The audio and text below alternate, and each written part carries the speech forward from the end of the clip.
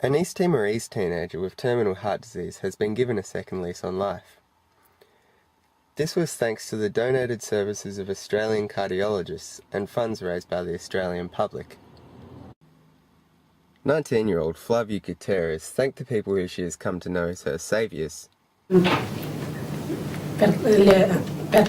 First of all, I'd like to say thank you very much with all my heart to Dr. Bailey, Professor Harper, the staff of the hospital, Mrs. Heather, and the Australian people for allowing me to come here. This time last week, Flavia was on the verge of death. Her disease at a critical stage, she was barely able to move. Flavia had difficulty walking even more than a few yards without getting very short of breath, and she was starting to cough up blood because of the extreme congestion in her lungs. However, this was before a stroke of luck saw her transported to have life-saving treatment in Australia.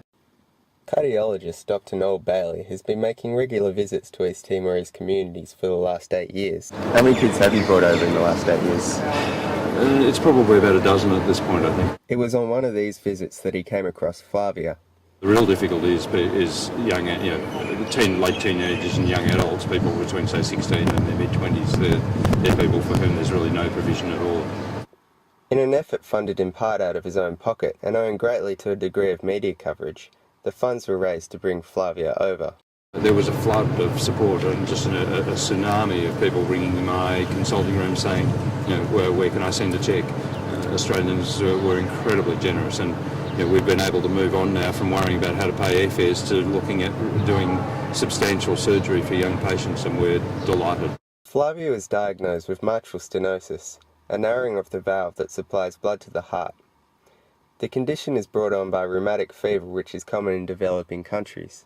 And because of the narrowed mitral valve, it was very difficult for blood to get through the mitral valve to be pumped around the body.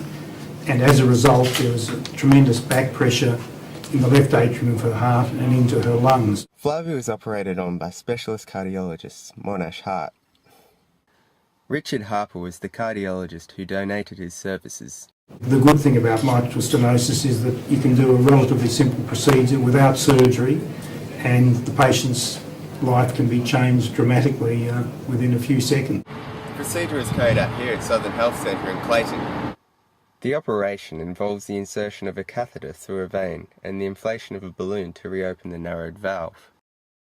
The procedure is very uncommon in Australia because cases of rheumatic fever are rare amongst our population and are easily treatable in the early stages.